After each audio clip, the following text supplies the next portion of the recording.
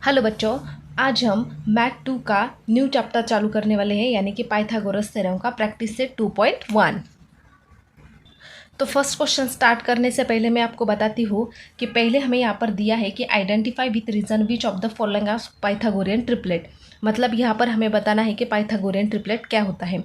तो बच्चों यहाँ पर जो भी बेसिक्स हमें लगते हैं वो जब भी हम क्वेश्चन क्या करेंगे, स्टार्ट करेंगे, तब मैं आपको बताऊंगी कि किस में कौन सा थ्योरम लगता है, ताकि आपको क्वेश्चन में ही पता चले कि कौन सा थ्योरम यूज़ करना चाहिए और कौन से थ्योरम की आपको ज़रूरत होती है। तो यहाँ पर बच्चों पाइथागोरियन ट्रिपलेट मतलब क्या होता है कि यहाँ पर आपको क्या करना होता है कि जो बड़ा वाला नंबर होता है उसको आपका उससे आपको ये जो रिमेनिंग दो नंबर बचते हैं उसका सम का स्क्वायर जो है वो इसके बराबर आना चाहिए। यानी कि ये 5 का स्क्वायर है तो हम पहले क्या करेंगे, बिगर यानी कि जो बड़ी वाली वैल्यू है उसका स्क्वायर, और ये जो रिमेनिंग दो बचते हैं 3 और 4 इसकी सम करेंगे। या पहले 3 का और 4 का स्क्वायर करेंगे और उन स्क्वायर के सम जो है वो इस 5 के स्क्वायर से क्या होनी चाहिए, इक्वल होनी चाहिए। जो मैं आपको यहाँ पर पहले बताऊंगी, समझाऊंगी, फिर आपको समझ में आ जाएगा। तो यहाँ पर मैं पहले लिखती हूँ स्क्वायर ऑफ ग्रेटर नंबर। तो बच्चों यहाँ पर ग्रेटर नंबर कौन सा है, 3, 5, 4 में से 5 जो है वो क्या है, बड़ा नंबर है, तो उसका हमें स्क्वायर करना है। तो 5 का स्क्वायर कितना आता है, यहाँ पर 25 आता है। तो यहाँ पर बच्चों अब यहाँ पर हम लिखेंगे the sum of square of remaining 2 number, यानी कि उसकी सम। तो यहाँ पर मैं लिखती हूँ sum of square of remaining 2 numbers. बच्चों रिमेनिंग 2 नंबर्स कौन से बच्चों, यहाँ पर 3 और 4। तो यहाँ पर मैं लिखती हूँ 3 का स्क्वायर प्लस 4 का स्क्वायर। तो 3 का स्क्वायर कितना होता है 9, और 4 का स्क्वायर कितना होता है 16, और 9 + 16 कितना होता है 25। तो आप यहाँ पर देखोगे कि 25 और यहाँ पर भी 5 का स्क्वायर 25, और यहाँ पर ये दोनों की जो सम है स्क्वायर करके वो कितनी आई है 25। यानी कि हम यहाँ पर इस तरह से लिख सकते हैं कि यहाँ पर 3 का स्क्वायर, यानी कि देयरफॉर 3 का स्क्वायर प्लस 4 का स्क्वायर इक्वल टू 5 का स्क्वायर। यानी कि ये कितना हो जाएगा, प्लस करके 25 इक्वल टू 25। अगर दोनों साइड में 25 यानी कि इक्वल नंबर आता है तो हम यहाँ पर क्या लिखेंगे, therefore 3, 5 and 4 is a Pythagorean triplets. अगर इक्वल आता है तो ट्रिपलेट्स इक्वल है, और नहीं आता है तो is not a Pythagorean triplet. अब यहाँ पर बच्चों पाइथागोरियन ट्रिपलेट का मतलब होता क्या है कि सपोज अगर आपको इस तरह से कोई ट्रायंगल दिया है तो आपको पता है कि ये जो बड़ी वाली साइड होती है वो क्या होती है, हाइपोटेनियस होती है। अगर इसको हम ए बी और सी माने तो अगर ये जो हाइपोटेनियस है तो ये जो दो साइड है ए बी और बी सी, तो ये ए बी और बी सी क्या है, वो हाइपोटेनियस से क्या होनी चाहिए, इक्वल होनी चाहिए। यानी कि अगर ये 6 है तो ये जो है वो 3 और ये 3 होनी चाहिए। अगर ये 3 और अगर ये 4 है तो ये दोनों इस वाले साइड से इक्वल नहीं होगी, तब वो पाइथागोरियन ट्रिपलेट नहीं होता है। तो वो बात आपको यहाँ पर समझनी है कि पाइथागोरियन ट्रिपलेट यानी कि पाइथागोरस थ्योरम क्या बोलता है कि ए बी का स्क्वायर प्लस बी सी का स्क्वायर इज इक्वल टू ए सी का स्क्वायर। यानी कि ये बड़ी वाली जो साइड है वो इक्वल होनी चाहिए इन दोनों साइड के सम से, यानी कि स्क्वायर करके। इसमें से क्वेश्चन नंबर 2 यहाँ पर दिए 4, 9 और 12 स्क्वायर ऑफ ग्रेटर नंबर कौन सा है हमारा 12।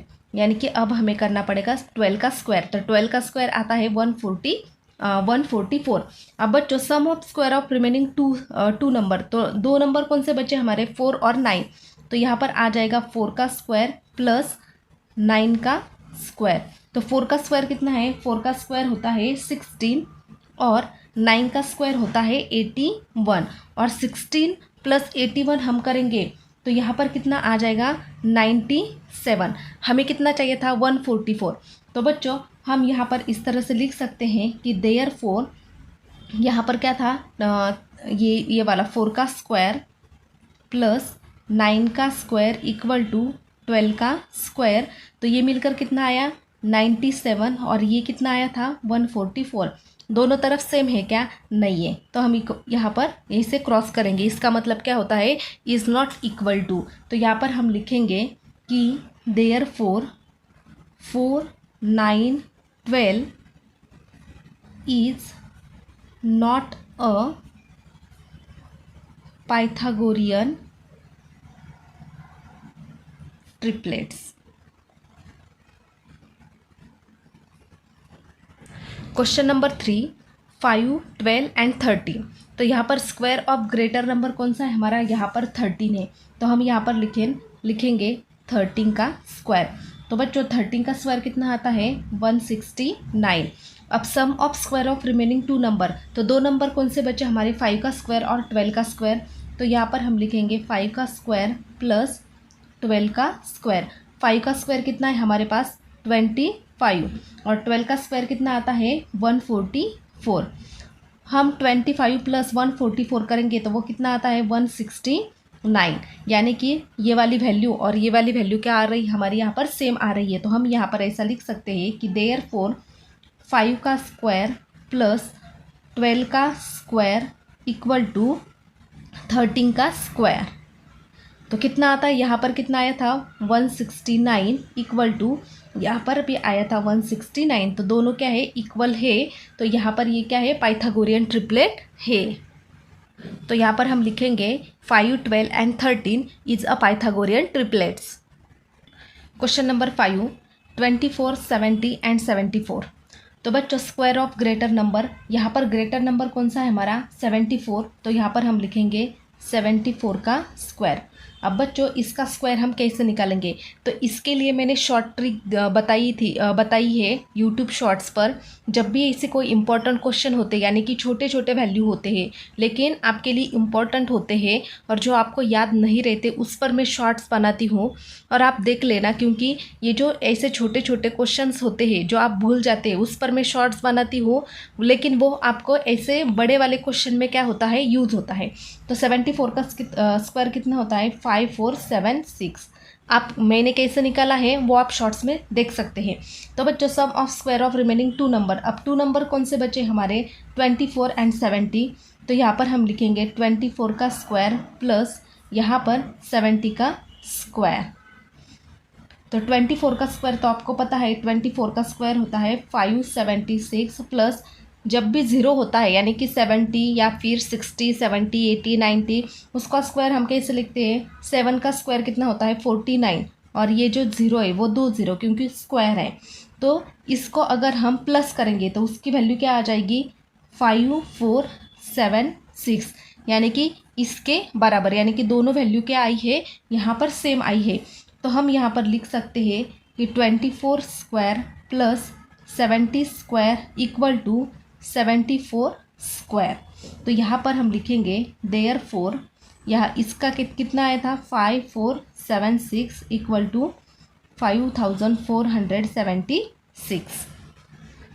तो ये जो क्वेश्चन में हमें दिया था 24, 70 और 74 ये क्या है इट्स अ पाइथागोरियन ट्रिपलेट है। Question number 5, 10, 24 and 27 the square of greater number. तो ग्रेटर नंबर है हमारे यहाँ पर 27 यानी कि यहाँ पर हमें करना पड़ेगा 27 का स्क्वायर। तो 27 का स्क्वायर तो आपको पता है 729 और यहाँ पर रिमेनिंग 2 नंबर मतलब 10 एंड 24। तो यहाँ पर आ जाएगा 10 का स्क्वायर प्लस 24 का स्क्वायर। तो 10 का स्क्वायर कितना होता है 100 प्लस 24 का स्क्वायर कितना होता है 576। अगर दोनों को ऐड करेंगे तो वो कितना आ जाएगा 676। यानी कि यहाँ पर और यहाँ पर दोनों क्या हो रहे हैं मैच नहीं हो रहे। तो हम क्या लिखेंगे देयरफॉर यहाँ पर 10 का स्क्वायर प्लस 24 का स्क्वायर इक्वल टू 27 का स्क्वायर।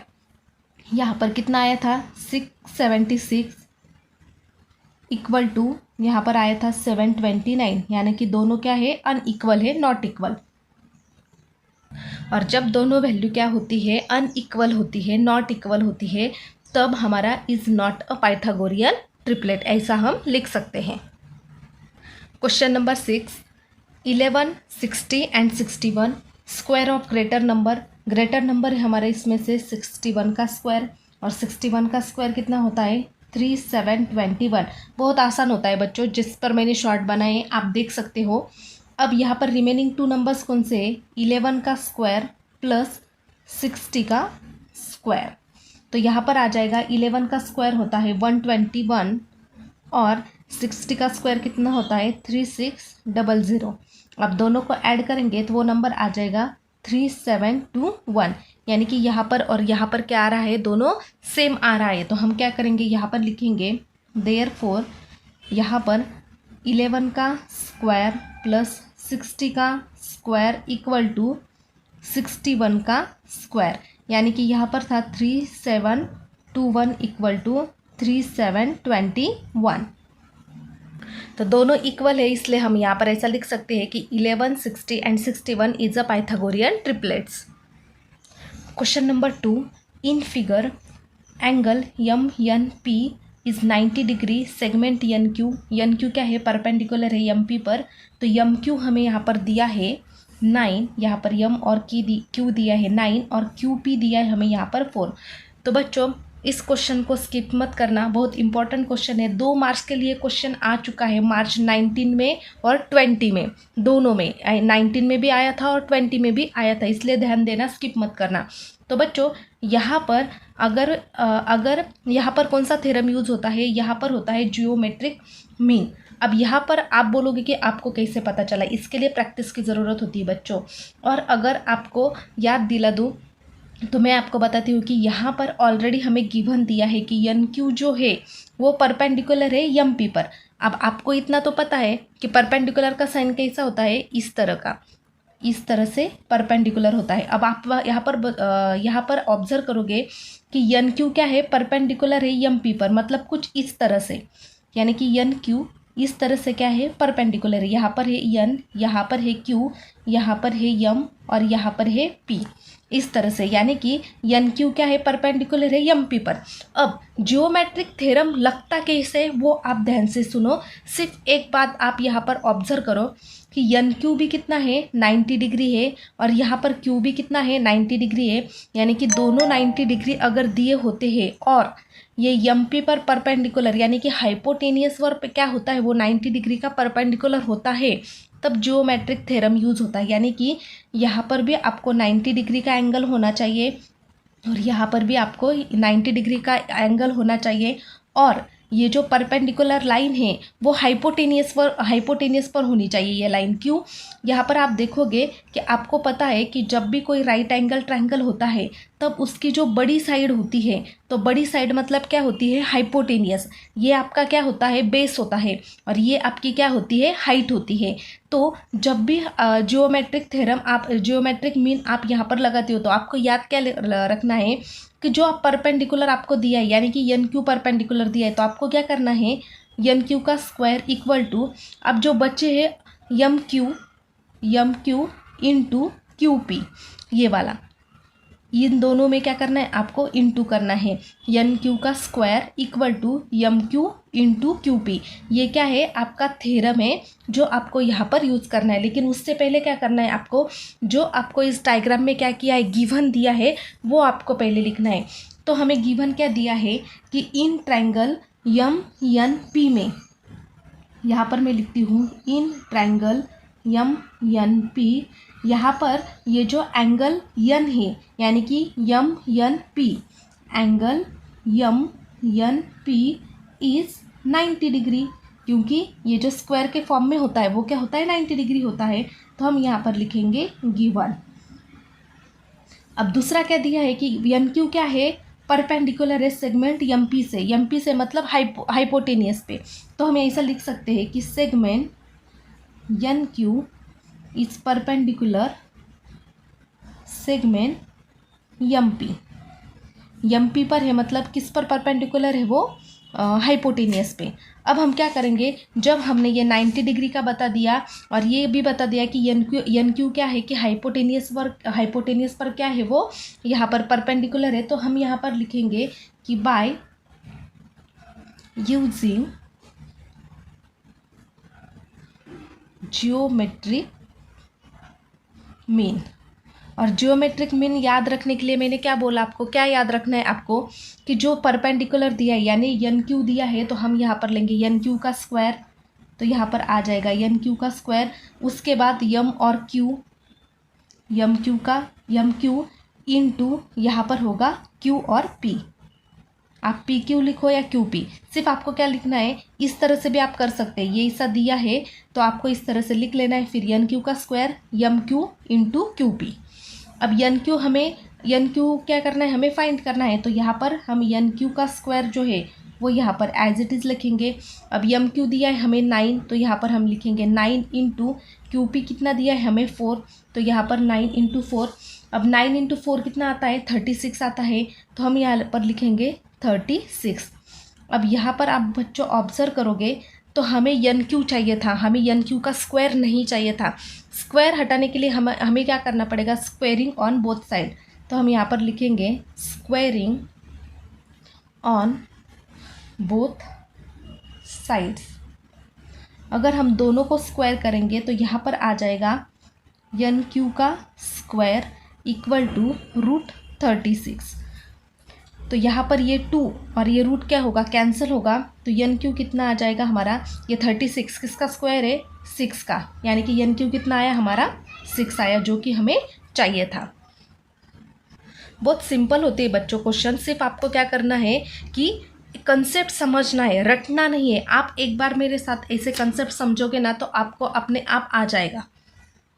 क्वेश्चन नंबर 3, इन फिगर एंगल क्यू पी और आर यहाँ पर 90 डिग्री का है, पी कितना है 90 डिग्री का। Segment P M is perpendicular to Q R and Q M R ये क्या है, एक लाइन में। देन पी एम दिया है हमें 10 और क्यू दिया है हमें 8। तो बच्चों आप मुझे बताओगे कि इसमें कौन सा थ्योरम लगेगा। मैंने क्या बोला है कि जियोमेट्रिक थ्योरम, यानी कि यहाँ पर क्या किया है, हमें यहाँ पर ऑलरेडी दिया है कि जो पी एंगल है वो क्या है 90 डिग्री का है, यानी कि ये भी 90 डिग्री का है और ये तो 90 डिग्री, ये तो उन्होंने यहाँ पर बताया कि 90 डिग्री है, लेकिन यहाँ पर ये क्या है 90 डिग्री है। अब आप यहाँ पर बताओ कि अगर मैंने इसको रोटेट किया तो सबसे बड़ी वाली साइड कौन सी आती है, ये वाली साइड, बराबर। इसको आप बेस नहीं बोल सकते। मैंने क्या बोला है कि जब भी कोई बड़ी साइड होती है वो क्या होती है, यहाँ पर हाइपोटेनियस होती है, यानी कि ये हाइपोटेनियस होगी, ये क्या होगा उसका बेस होगा, ऐसा हम बोल सकते हैं। तो बच्चों यहाँ पर कौन सा थ्योरम लगेगा, जियोमेट्रिक मीन लगेगा। क्यों, क्योंकि ये जो P और M है वो किस पर है, हाइपोटेनियस पर क्या है, परपेंडिकुलर है, जो कि उन्होंने साफ कहा है कि PM is perpendicular to QR। मतलब PM कुछ इस तरह से है, बराबर। तो यहाँ पर है P, यहाँ पर M, यहाँ पर Q और यहाँ पर R। तो ये भी क्या है 90 डिग्री का है और ये भी कितना है 90 डिग्री का है। जब दोनों 90 डिग्री के होते हैं और हाइपोटेनियस परपेंडिकुलर होता है तब हम उस पर कौन सा थ्योरम लगाते हैं, जियोमेट्रिक मीन। तो जियोमेट्रिक मीन हमारा थ्योरम क्या बोलता है कि जो परपेंडिकुलर दिया यानी कि PM, तो हमें क्या करना है, PM का square equal to QM into M और R। ये आपको मैं याद रखने के लिए बताती हूँ कि आपको कैसे इसको याद रखना है। लेकिन उससे पहले हम क्या करेंगे, इसमें जो गिवन दिया है वो हम लिखेंगे। बच्चों यहाँ पर दूसरी बात आपको, यहाँ पर मैं फर्स्ट वाला क्वेश्चन आपको दिखाती हूँ जो अब मैंने सेकंड किया था। यहाँ पर इस तरह का ट्रायंगल आया था, इसलिए आपको क्या होता है कि इस तरह का ट्रायंगल होता है तो आपको ये ईजी जाता है कि आपको ऐसा लगता है कि ये क्या है, हाइपोटेनियस है। लेकिन जब आप इस ट्रायंगल को देखते हैं तब आपको लगता है कि ये बेस है। तो ये तो ऑब्वियसली कि दिखने में तो ये बेस लगता है, लेकिन आपको क्या सिर्फ याद रखना है कि ये बड़ी वाली साइड है, मतलब ये क्या है, हाइपोटेनियस है। और यहाँ पर भी ऊपर क्या है 90 डिग्री और यहाँ पर भी क्या है 90 डिग्री, यानी कि कोई एक एंगल स्ट्रेट लाइन में दोनों में ऊपर भी और नीचे भी क्या है 90 डिग्री शो कर रहा है और वो बड़े वाले साइड में क्या है परपेंडिकुलर है, तब हमें क्या करना है जियोमेट्रिक मीन यहाँ पर लगाना है। तो हम पहले यहाँ पर लिखेंगे इन ट्रायंगल QPR। अब बच्चों ट्रायंगल का नाम भी आपको कैसे लेना है, जो एंगल दिया होता है वो हमेशा बीच में आना चाहिए, वो आपको याद रखना है। तो इन ट्रायंगल QPR में एंगल QPR ये जो है वो क्या है 90 डिग्री है, जो कि हमें क्या किया यहाँ पर गिवन दिया है, यहाँ पर QPR is equal to 90 degree. उसके बाद क्या दिया है सेगमेंट PM परपेंडिकुलर है, कहाँ पर है QR पर है, QR पर है मतलब यहाँ पर हाइपोटेनियस पर है। तो हम यहाँ पर लिख सकते हैं कि segment PM is perpendicular to segment QR। तो अगर यहाँ पर ये परपेंडिकुलर है तो यहाँ पर हम लगा सकते हैं, यहाँ पर लिख सकते हैं कि therefore by using geometry mean लिखो या फिर थ्योरम लिखो, कुछ भी लिख सकते हो। तो जियोमेट्रिक थ्योरम हम कैसे लगाएंगे कि PM का स्क्वायर जो दिया है, PM का square equal to QM into MR, QM into MR। अब बच्चों PM हमें यहाँ पर दिया है कि यस PM हमें दिया है यहाँ पर 10, तो हम यहाँ पर लिखेंगे 10 का स्क्वायर इक्वल टू QM हमें दिया है क्या, नहीं QM हमें यहाँ पर नहीं दिया है। तो यहाँ पर हमें क्या दिया है, सॉरी यार यहाँ पर क्या था QM था शायद, यहाँ पर क्या था QM था, जो मैंने सिर्फ गलती से Q लिखा। तो यहाँ पर क्या है Q और M, यानी कि QM की वैल्यू क्या है 8 इंटू MR हमें नहीं दिया है, तो MR हम यहाँ पर एज इट इज़ लिखेंगे। अब 10 का स्क्वायर कितना होता है 100 equal to 8 as it is into MR। अब ये जो 8 यहाँ पर क्या है मल्टीप्लाई में है, तो वो डिवाइड में जाएगा, किसके डिवाइड में, इस 100 के डिवाइड में। तो यहाँ पर मैं लिखती हूँ 100 डिवाइडेड 8, तो इधर सिर्फ बचेगा MR। तो अगर हम 8 से क्या करेंगे यहाँ पर 100 को डिवाइड करेंगे तो वो क्या आ जाएगा 12.5 पॉइंट में आ जाएगा MR, यानी कि यहाँ पर हमें MR मिला 12.5। लेकिन बच्चों हमें MR फाइंड करने के लिए बोला था क्या, नहीं, हमें क्या फाइंड करने के लिए बोला था, हमें फाइंड करने के लिए बोला था Q और R। यहाँ पर हमें QR फाइंड करने के लिए बोला था। तो हमें क्या मिला MR मिला। तो MR हमें कितना मिला 12.5। तो बच्चों अगर हमें QR फाइंड करना है ये पूरा वाला, तो हम इसे लिख सकते हैं कि QR is equal to QM plus MR। तो इस 8 को और 12.5 को हम प्लस करेंगे तो हमें QR मिल जाएगा। तो यहाँ पर मैं लिखती हूँ QR equal to QM plus MR। तो QM कितना है हमें दिया हुआ है 8 और MR हमें अभी निकाला वो क्या है 12.5। तो इसको अगर हम ऐड करेंगे तो वो आ जाएगा 20.5, यानी कि QR जो हमें फाइंड करने के लिए बोला था वो हमें मिल गया 20.5। बहुत इजी बच्चों, सिर्फ आपको क्या करनी है प्रैक्टिस की ज़रूरत है। Question number 4, see the figure, find RP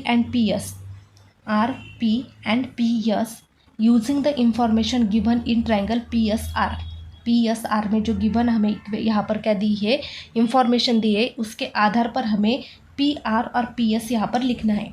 तो बच्चों यहाँ पर मैं डायग्राम देखकर ही बता सकती हूँ कि यहाँ पर कौन सा थ्योरम लगेगा। हमें आपके टेक्स्ट बुक्स में दिया है 30 डिग्री, उसके बाद 60 डिग्री और यहाँ पर 90 डिग्री, ऐसा थ्योरम है ना। हाँ, तो वो थ्योरम यहाँ पर लगेगा। अब मुझे ऐसा क्यों पता चला वो मैं आपको बताती हूँ। यहाँ पर 30 डिग्री जो है वो ऑलरेडी आपको दिया हुआ है, ठीक है। अब यहाँ पर ये जो स्क्वायर होता है उसका मतलब क्या होता है कि ये क्या है 90 डिग्री है, ठीक है। अब आपको इतना, आप 10th के बच्चे हैं और आपको तो पता है कि जो पूरा ट्रायंगल जो होता है वो कितने डिग्री का होता है 180 डिग्री का रहता है, बराबर। पूरा ट्रायंगल कितना होता है 180 डिग्री का होता है। अगर एक ट्रायंगल आपको 30 दिया है, एक ट्रायंगल आपको 90 डिग्री दिया है, यानी कि 90 प्लस 30 कितना होता है, बोलो कमेंट में बताओ। 120, यानी कि 90 + 30 अगर 120 होता है तो 120 में हमें और कितने लगेंगे, फिर यह ट्रायंगल बन जाएगा 60, यानी कि 120 में अगर हम ऐड करेंगे 60 तो वो कितना हो जाएगा, 180 हो जाएगा। यानी कि ये जो ट्रायंगल है वो कितना होगा, 60 डिग्री। और इन सारे को हम क्या करेंगे, यहाँ पर प्लस करेंगे तो वो कितना आ जाएगा, 180 डिग्री, क्योंकि हमारी लिमिट जो होती है यानी कि हमारा पूरा ट्रायंगल कितने का होता है, 180 का। तो इतना तो आपको समझ लिया। लेकिन यहाँ पर हम ऐसे ओरली नहीं बता सकते, हमें क्या करना पड़ता है, पहले लिखना पड़ता है। तो हम पहले वो लिखेंगे कि इतना तो आपको पता चला कि 30 डिग्री, 90 डिग्री और 60 डिग्री का क्या है, यहाँ पर आपको क्या करना है, थ्योरम लगाना है। लेकिन उससे पहले क्या करना है कि हम आप यहाँ पर क्या करेंगे, गिवन लिखेंगे। अब गिवन क्या दिया है हमें, यहाँ पर गिवन दिया है हमें PSR इस वाले ट्रायंगल में, यानी कि इन ट्रायंगल PSR, यहाँ पर एंगल PSR, यानी कि PSR इज इक्वल टू कितना दिया है, 90 डिग्री दिया है। देखो बच्चों, मैंने PSR लिखा तो यस को बीच में लाया, यानी कि वो क्या है, 90 डिग्री। अब P हमें दिखाना है तो हम क्या लिखेंगे, RPS। और दूसरा ट्रायंगल कौन सा है, RPS, यानी कि ये जो P है वो कितना है हमारा, 30 डिग्री है। तो इसको हम क्या लिखेंगे, गिवन लिखेंगे।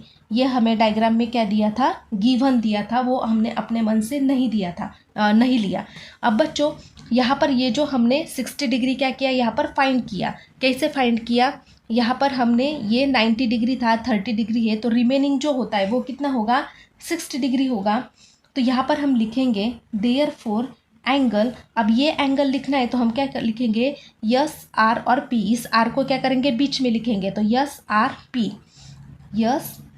P equal to 60 degree. और इसका रीज़न क्या लिखेंगे, रिमेनिंग एंगल।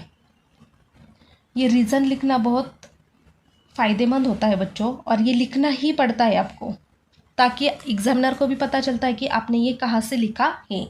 अब बच्चों यहाँ पर अगर ये 90 डिग्री है, 30 डिग्री है और ये 60 डिग्री है, तो हम यहाँ पर ऐसा लिख सकते हैं कि देयरफॉर ट्रायंगल, ये जो ट्रायंगल PSR है, ट्रायंगल PSR ये क्या है, इज 30 डिग्री, 60 डिग्री और 90 डिग्री ट्रायंगल। तो हम यहाँ पर ऐसा लिख सकते हैं, therefore by using 30 degree, 60 degree और 90 डिग्री थ्योरम।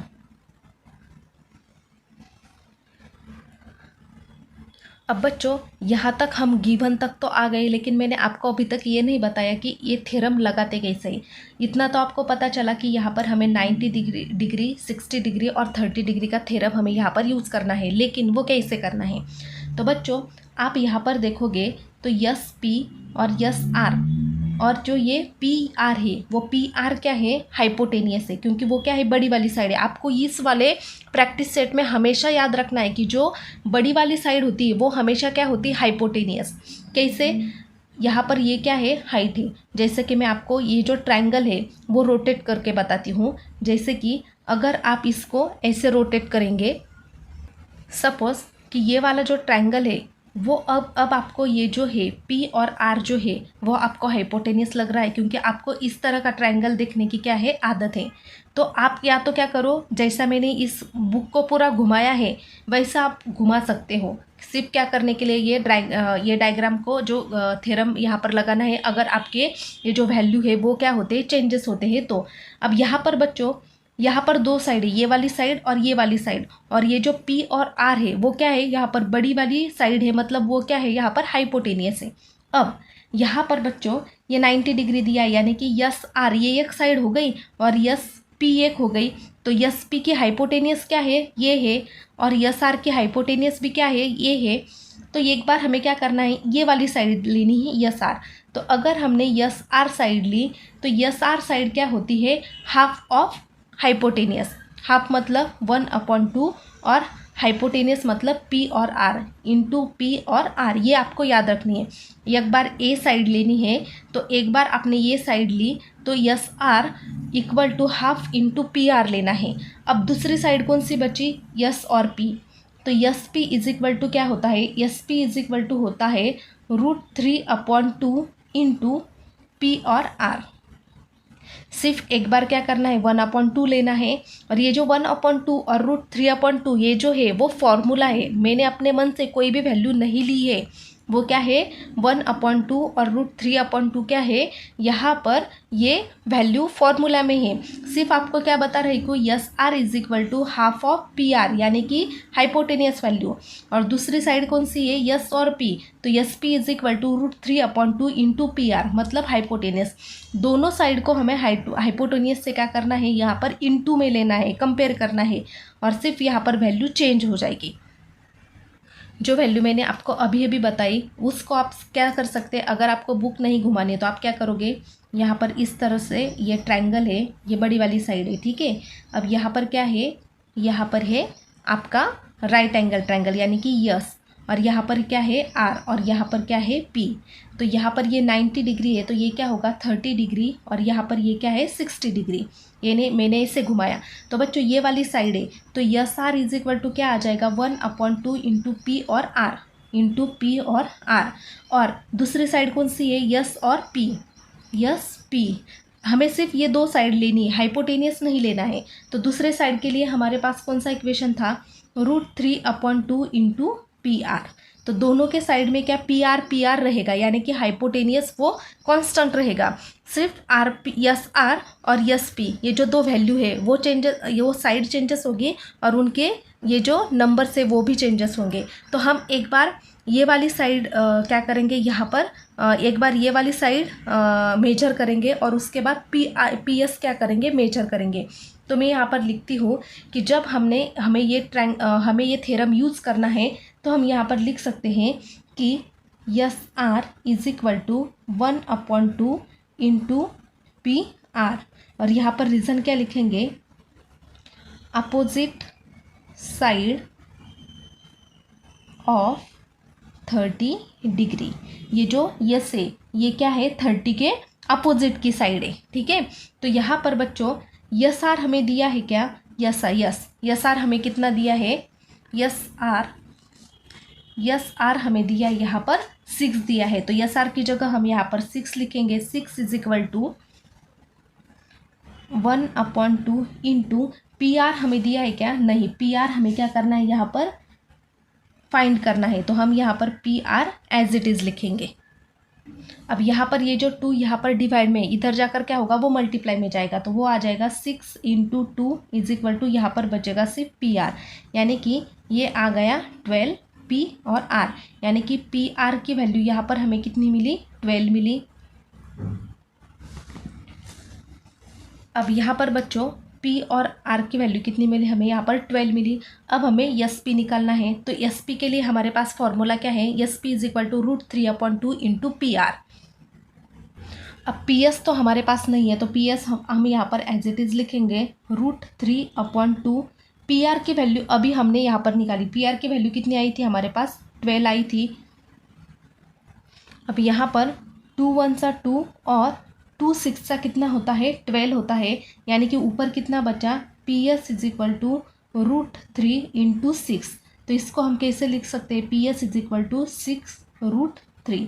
तो पी एस की वैल्यू मिल गई हमें यहाँ पर 6√3। तो यहाँ पर आप क्वेश्चन में देखोगे कि हमें आर पी और पी एस फाइंड करने के लिए बोला था।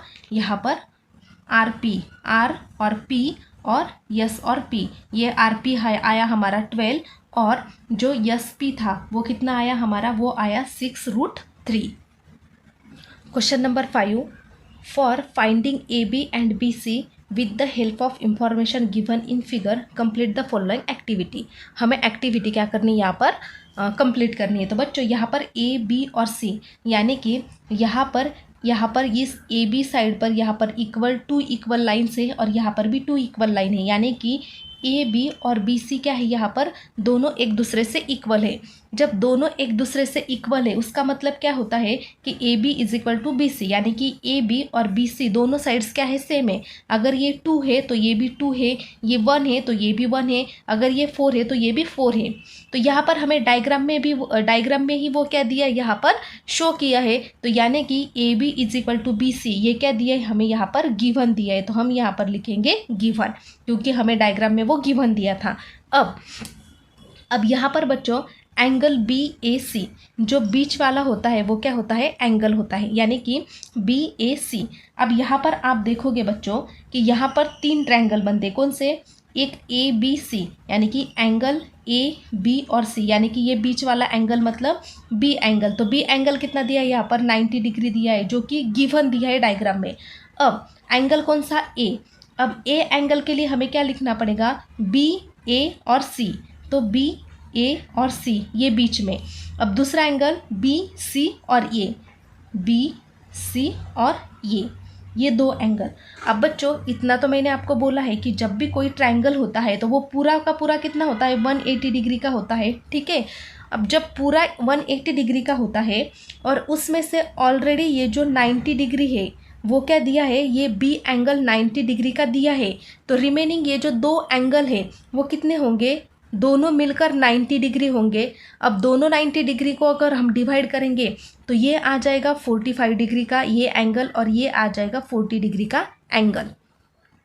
तो जब हमें ये पता चला कि दोनों एंगल का है 90 डिग्री, यानी कि ये 45 और ये 45, यानी कि सी 45 होगा और ये भी 45 होगा, तब हमारा यहाँ पर हमारा थ्योरम लगता है 45 डिग्री और 90 डिग्री। और वो थ्योरम का क्या होता है, 1/√2 इंटू हाइपोटेनियस। अब यहाँ पर हाइपोटेनियस क्या है, ए और सी।